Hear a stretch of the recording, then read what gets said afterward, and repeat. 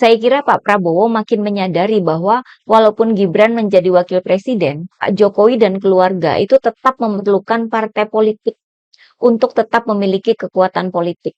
Melihat rekam jejak pengkhianatan Jokowi dan keluarganya terhadap PDIP, bukan tidak mungkin bahwa di masa mendatang Prabowo juga kena. Dikhianati juga kan?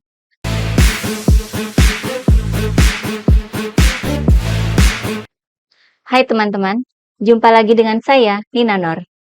Ada elit partai yang mengundurkan diri, itu hal yang biasa ya. Bahkan jika elit politik itu pangkatnya sebagai ketua umum partai dan kemudian mengundurkan diri. Ini juga sebenarnya hal yang biasa terjadi. Misalnya ketika Giring Ganesha mengundurkan diri dari jabatan ketua umum PSI. Atau ketika Yusril Iza Mahendra mundur dari posisi ketua umum PBB. Namun, ketika Ketua Umum Partai Golkar, Airlangga Hartarto, secara mendadak mundur, kita jadi bertanya-tanya, karena dari segi prestasi, justru di bawah Airlangga, Partai Golkar itu sukses besar dalam pemilu legislatif 2024 dan Pilpres 2024. Di Pileg, suara Golkar melejit naik 34%, ya, 34%. Partai lain itu naiknya hanya belasan persen. Bahkan PDIP itu sampai turun ya 6%. Golkar itu terbang sampai 34%.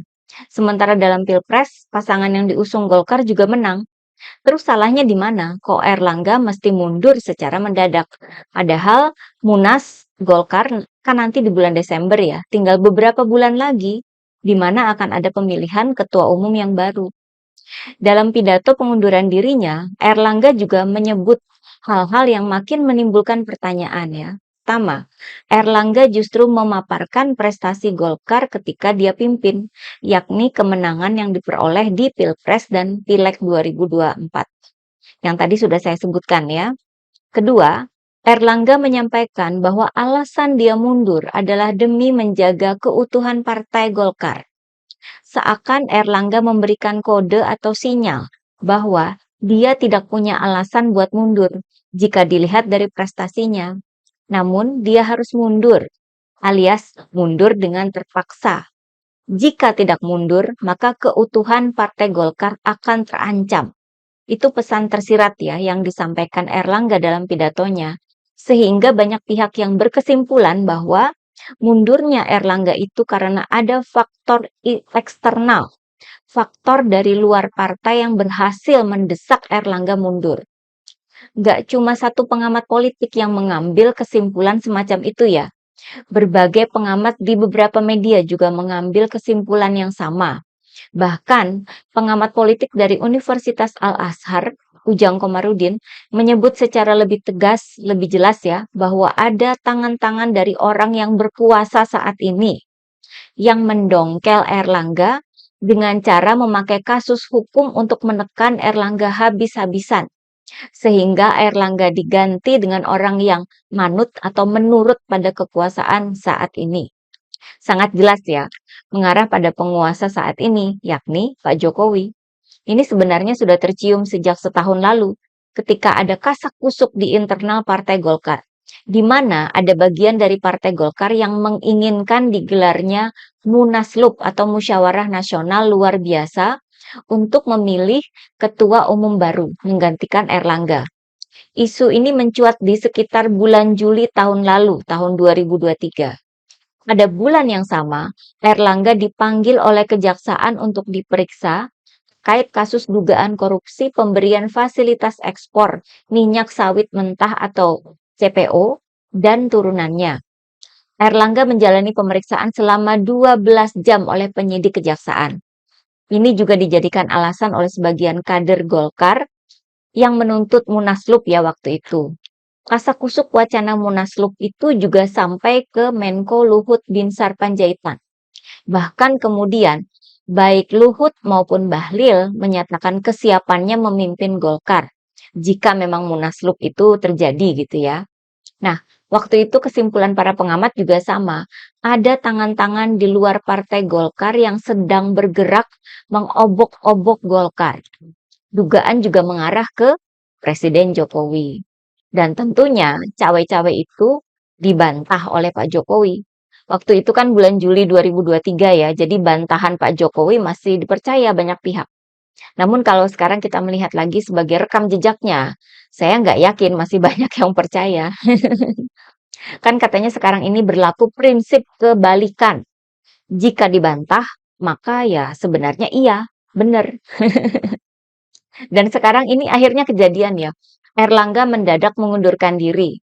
Hampir semua mata itu terarah ke Presiden Jokowi. Apalagi hanya beberapa saat kemudian sudah langsung beredar kan ya poster Gibran sebagai pengganti Erlangga menjadi Ketua Umum Golkar. Kayaknya masyarakat pun sudah paham ya bahwa jika memang ada cawe-cawe Jokowi di situ, ya udah, memang seperti itu sifat dan sikapnya. Kita nggak bakal demo atau protes gitu ya. Ya terserah aja. Kan memang lagi berkuasa ya. Emangnya kita rakyat ini ya bisa apa? Selain bikin video kayak gini ya sambil menertawakan kelakuan para elit politik kita. Nah, saya kira kita juga paham bahwa Pak Jokowi saat ini sedang mencari kendaraan politik sebagai wadah buat beliau ketika nanti sudah nggak jadi presiden. Kendaraan itu harus yang gede ya. Kalau masih kayak PSI itu diserahkan ke anaknya aja. Pinginnya itu yang segede PDIP. Menurut bocoran dari Sekjen PDIP ya, Hasto, beberapa bulan sebelum Pilpres, Pak Jokowi ini ternyata pernah berupaya mengambil alih posisi Ketua Umum PDIP dari tangan Ibu Megawati dengan cara mengutus seorang menteri. Tentu saja upaya itu gagal ya, karena tidak segampang itu mengobok-obok partai sekaliber dan sekuat PDIP. Oleh sebab itu, saya kira kemudian Pak Jokowi lebih fokus ke Golkar. Saya baca juga ya di koran Tempo ya, bahwa sebelum mengundurkan diri, Erlangga itu katanya menerima surat pemanggilan dari kejaksaan untuk diperiksa lagi sebagai saksi. Ini kasusnya sama dengan pemanggilan Erlangga setahun lalu yang sempat diperiksa sampai 12 jam itu ya, soal ekspor CPO. Ada banyak hal yang dipaparkan oleh koran Tempo. Yang paling menarik bagi saya adalah bahwa setelah menerima surat pemanggilan dari kejaksaan itu, Erlangga kemudian bertemu dengan Pak Jokowi dan Prabowo.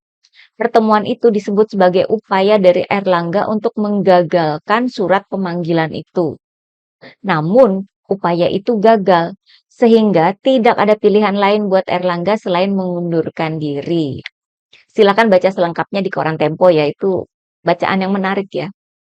Pak Prabowo tentu hadir di sana bukan sebagai menteri, melainkan sebagai presiden terpilih berikutnya. Karena kan nanti Oktober Pak Jokowi diganti sama Pak Prabowo. Namun hadirnya Pak Prabowo bertemu dengan Erlangga ini dibantah oleh petinggi Partai Gerindra ya. Itu juga ada di koran Tempo. Hadir juga nggak apa-apa sih. Kan bagus kalau Pak Prabowo tahu lebih dekat lagi jeroan hubungan Pak Jokowi dengan partai-partai lain. Saya kira justru ini yang jadi alasan mengapa Pak Prabowo itu hadir di istana dalam pertemuan dengan Erlangga itu ya. Karena ingin tahu sejauh mana cawe-cawe seorang Jokowi ketika beliau ini ingin mencaplok sebuah partai.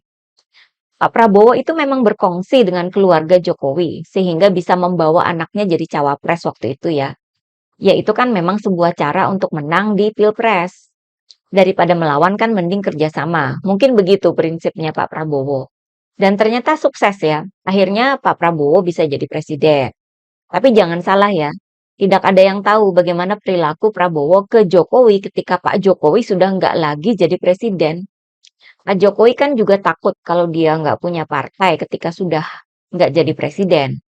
Tanpa partai, kekuatannya ya hilang musnah.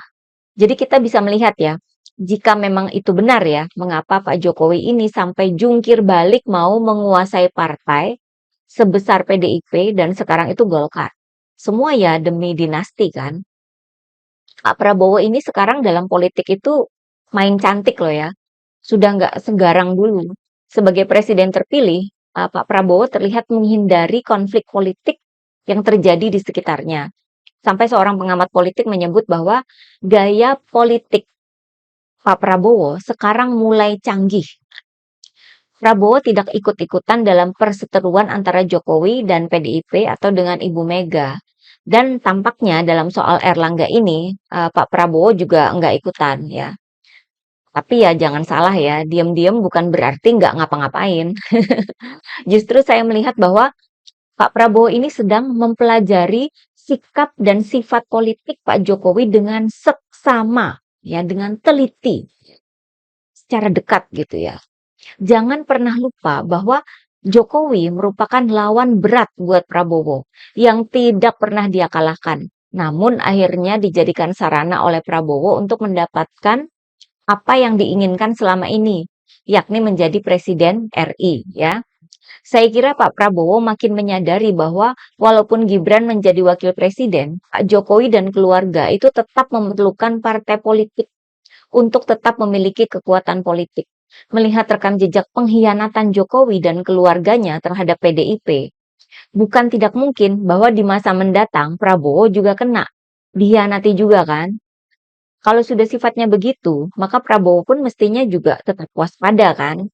Jadi masuk akal kan kalau Pak Prabowo juga mempelajari bagaimana perilaku politik Pak Jokowi dan tentunya untuk mengetahui apa kelemahan Pak Jokowi. Saya kira rencana pertemuan Ibu Mega dengan Pak Prabowo, seperti yang disampaikan Mas Alif di videonya ya, itu merupakan salah satu trigger penyebab ya mengapa mendadak Erlangga itu mengundurkan diri.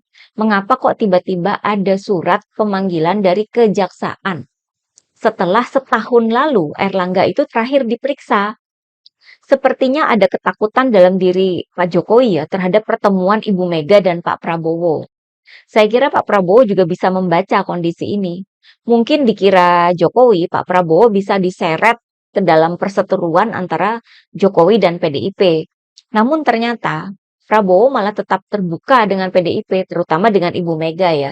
Mereka itu kan udah temenan lebih lama daripada hubungan Jokowi dan Prabowo. Oleh sebab itu, maka upaya menguasai Partai Golkar pun dipercepat deh. Bisa jadi begitu ya. Apakah Pak Jokowi nanti akan mengajak Prabowo untuk ikut menguasai Golkar atau apakah justru Prabowo punya jagoan sendiri yang akan didukung untuk menjadi ketua umum Golkar pengganti Erlangga? Bisa jadi kan Prabowo memanfaatkan situasi Golkar ini untuk menggalang dukungan buat dirinya sebagai presiden terpilih tanpa cawe-cawe Jokowi. Kita lihat saja perkembangannya ya. Kabarnya Munaslup Golkar bakal digelar bulan ini juga. Karena memang harus segera memilih ketua baru kan ya. Oke, bagaimana pendapat teman-teman? Sekian dulu dari saya. Terima kasih atas perhatiannya. Begitulah kura-kura.